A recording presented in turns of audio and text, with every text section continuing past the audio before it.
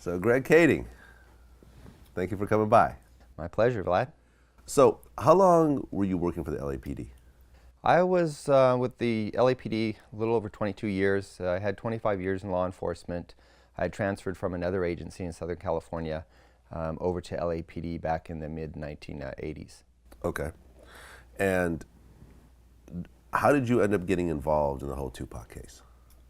Well, initially I was assigned to work on the B.I.G case because that was an LA-based murder case. Yeah. And so I got recruited in to work a task force looking at resurrecting B.I.G.'s murder investigation, which at that time, it was 2006, so his murder was 9 years old. And by way of investigating B.I.G.'s murder, we got involved in investigating Tupac's murder. Okay. And once you started investigating Tupac's murder, what did you find initially? Well, when we were looking at Tupac's murder, we were really evaluating two theories. The Suge Knight did it theory or the Southside Crips did it theory. Yeah. And as we began to kind of go through a process of elimination, we were able to pretty quickly dismiss the Suge Knight aspect, the Suge Knight theory behind Tupac's murder. Right. And that really had us focusing in on the Southside Crips. Right, because the Suge Knight theory never made any sense to me, because you got a guy that's like 3 times the size of Tupac. Who in their right mind would try to orchestrate a hit on someone while you're in the car? I guess there was bullets all over the car. Like, this was not like a precision sniper or anything of that sort. Yeah. It made no sense completely. Just on the surface, it's a rather implausible theory. Yeah. So once you started actually looking into it, into the whole Southside Crip thing, what did you find in your initial investigation? Well, certainly we had the MGM tape that shows Tupac Shakur getting into a fight with a Southside Crip named Orlando Anderson. That provided us, at the beginning at least, a motive that these guys might turn around and retaliate. We were able to verify that there were other Southside Crips with Orlando Anderson out in Las Vegas. And then through this process of talking to people and looking at some of the old clues, we saw this very well-established association between the Southside Crips and Bad Boy Records. Okay. So what other Southside Crips were in Las Vegas at the time that the shooting happened? There was a group of them. There was about 10 of them out there. The primary ones that we were interested in were the ones that were in the white Cadillac. As you probably are aware, the witnesses in Tupac's murder all identified that there was this white Cadillac that was the one that drove up alongside Suge and Tupac and started shooting.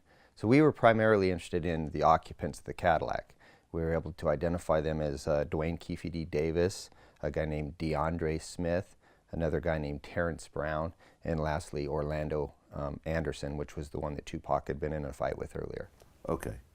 And Keefe D. was Orlando's uncle? That is correct. Keefe D. was Orlando's uncle. Okay. So how did you identify these 4 people in the car? Actually, through the confession of Keefe D. himself. He was the one that sat down and provided the information. He identified his nephew as sitting directly behind him. He identified the driver as Terrence Brown, and then the 4th passenger, or the 4th occupant, DeAndre Smith, as sitting in the left rear passenger seat. Okay, so I talked to Robert Ladd and Tim Brennan about some of the stuff that you've talked about. And the one thing that they initially brought up was they had a level of doubt around this whole confession situation, because this was a Las Vegas murder case, but you were LAPD. Correct. There were some jurisdictional issues initially. It was a Las Vegas murder, clearly. But as we began to unravel some of the events leading up to the murder, we found out that there was a solicitation for murder that took place in Los Angeles, which is obviously within our jurisdiction. So if a crime is occurring in LA, that opens the door for us to investigate it wherever it actually happens. Okay. So was there any sort of friction or cooperation with Las Vegas PD? Not really. They were very forthright from the beginning. We were sharing information between the LAPD and Las Vegas PD. They're a little bit, alienated because of their geographical location from the gangs in Compton. And so they relied on intelligence coming from both Compton PD and from Los Angeles PD. Okay. So you met up with Keefe D. Okay. Where was Keefe D at the time? He was in prison? No, Keefe D was living down here in Southern California, out in Riverside County.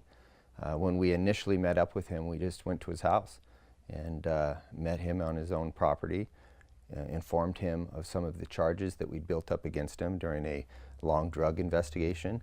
And what were the charges?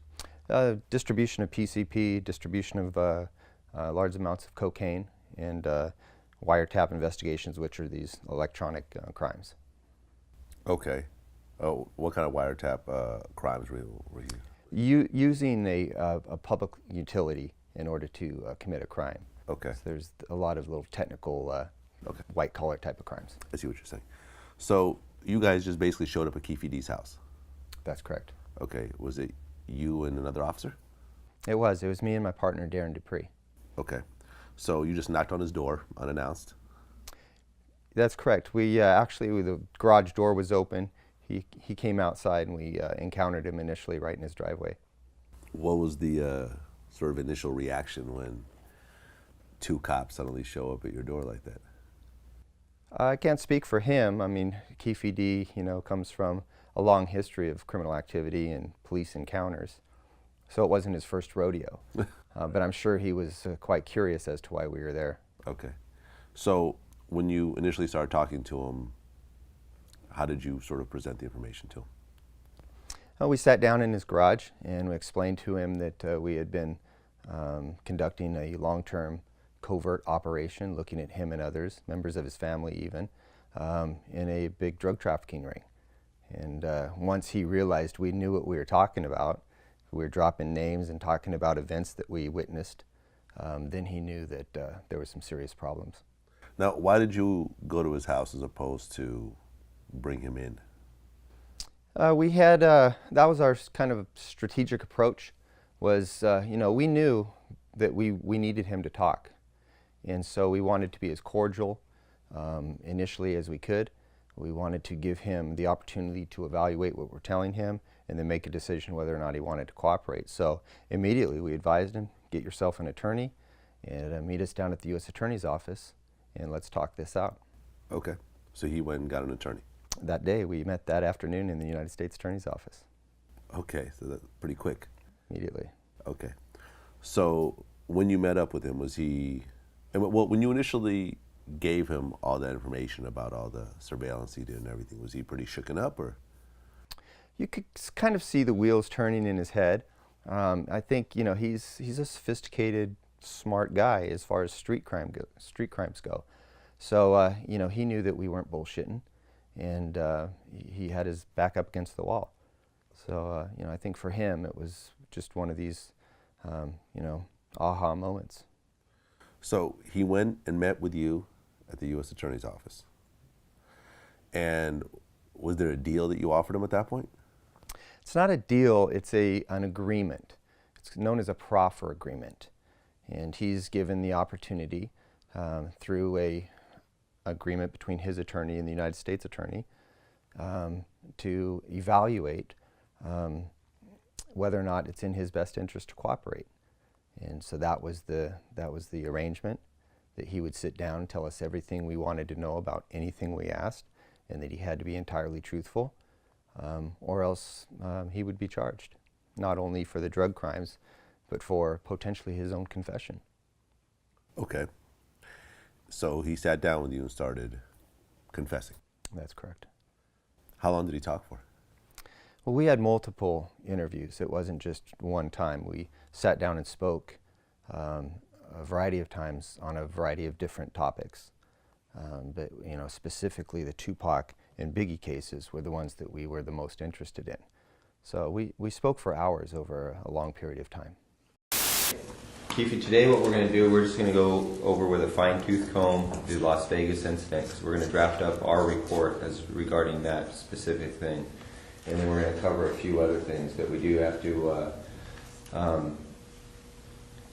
emphasize to you that everything in this report has to be right on, because if down the road it's determined that some of these details are incorrect, then everything's off the table. So everything in this report cannot be like that report. Hey, I want to say this though too. I feel like I said that day, don't bullshit me, and I won't bullshit y'all. You know what I'm saying? Okay, Lane starts blasting. You say Suge looks over, he sees you. He looks right at you. Yeah, he look at me. Okay. Why are you looking right at me? Fucking known each other since we were 7, 8 years old. When he looks over at you, and then, you know, Tupac's busy getting shot. Evidently, the story is Tupac's trying to either get out of In the the line. back seat or something. Yeah, what do you see happening inside of their Jumping car? in. I seen a bullet going Suge's head. I thought he was dead. So Orlando shot across Dre? He leaned over on the window. We rolled down the window, popped. Who was it? They was drove on my side. I was popped them. You know what I'm saying? But they was on the other side. Right. The group had gone out to Las Vegas without any intent whatsoever to have any problems. They did not go out there with any specific motivation to hunt down Tupac or to have any encounters with Suge Knight. But just by the nature of the rivalry that was taking place between them, they began to have encounters. There was an encounter between the Southside Crips and Suge Knight and his entourage in the arena prior to the event where Orlando Anderson and Tupac Shakur get into a fight. In Vegas, there was an encounter? Correct. Prior to the videotape that we see of Tupac and Orlando Anderson getting into an altercation. Okay, I didn't know about this part. This is the first time hearing about this. So what actually happened before the videotaped altercation? Well, inside the arena, there was just a brief encounter. Now, these Crips and Bloods from these sets, they know each other. They've encountered each other before during other confrontations. And so they recognize each other. And there's a little bit of a push and shove match. Nothing serious, but a statement is made from Suge Knight that he's untouchable. And the Crip replies, well, you can be touched. And this was set a little bit of a adversarial type of setting or environment right off the bat, as soon as they saw each other. Okay. So then what happened after the fight? After the fight, Tupac Shakur and several members of the Mob Piru, Suge's entourage, and members of Death Row, they're all kind of milling around. I don't know if you've been to the MGM, but after a fight, it's just, it's pandemonium. There's just people everywhere. And because there was already this encounter, Trayvon Lane, who had had a prior confrontation with Orlando Anderson, recognized Orlando from a prior fight between the two of them, and tells Tupac, hey, be on guard, there's one of our enemies. Tupac takes it upon himself to go over and initiate a altercation with Orlando. The rest of the Mob Piru run over and jump in as kind of a gangbang, and that's what happened at the MGM. Okay. What happened after that altercation with Orlando? After the altercation, Orlando kind of licked his wounds and went and found his uncle, Keefe D, who was nearby. Keefe D was with some other Southside Crips and along with some characters from New York, some associates from New York, including a guy named Eric Zip Martin, who was a drug associate of Keefe D's. And they just had a conversation about the fact that Orlando was just attacked by not only Tupac, but from the Death Row entourage, and they planned retaliation. And Zip and his crew offer to assist Keefe D and his crew, and Keefe D says, "No, we got this. We can handle it." However, they didn't take any guns out there. They weren't stupid enough to travel across the Nevada and California desert with guns and to Las Vegas. And so Zip, who did have a gun, offered his, and they went out to the parking lot, and he went into his car, got a hold of the Glock 40 caliber gun, and handed it to Keefe D, and off they went in search of Tupac and Suge. So it was just one gun? Just one gun. Okay. So How did they end up actually running into Suge and Tupac's car? The Southside Crips knew, everybody in Vegas knew that, had any interest, that Tupac Shakur and Mike Tyson and other celebrities were going to be over at Suge Knight's 662 Club. So the Crips went there initially, kind of lied in wait, and once there was an awareness by the mob Pyrus that the Crips were in the vicinity, the Crips thought it best just to kind of pack up their bags and move out. So as they were leaving, they're going down the street, they go to a liquor store, and shortly after departing from that liquor store, they happened to see Tupac and Suge and this entourage of vehicles, or this caravan of vehicles, going down the street in the opposite direction. Okay, so was there any footage, video footage from the liquor store, or was there, was the liquor store owner ever confirmed that they saw them, or? No. Keep in mind, we don't gain this information until we get Keefe's confession in 2009. Oh. So it's way after the fact that we even become aware that they had gone to a liquor store. Okay, so they turn around, they drive the opposite direction, and then what happens? They're looking into the different vehicles. Orlando Anderson gets the gun from Keefe D, who is in the front seat. He hands it to the back seat. Orlando takes it. And as they pull up along the passenger side of Suge's BMW, Orlando leans out the window and begins firing in the direction of both Tupac and Suge.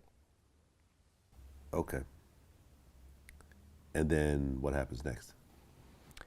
What happens next is, this all happens in almost in a matter of just seconds. The white Cadillac begins to peel away, and it makes a right turn at the intersection.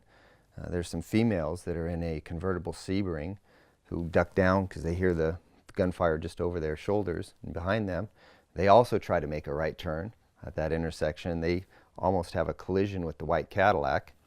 And then another vehicle that was in the entourage with Suge Knight, driven by a guy named Alton McDonald, Buntry, he takes off initially with his passenger neck bone to chase the white Cadillac, and there's some exchange of gunfire between the white Cadillac and the entourage vehicle.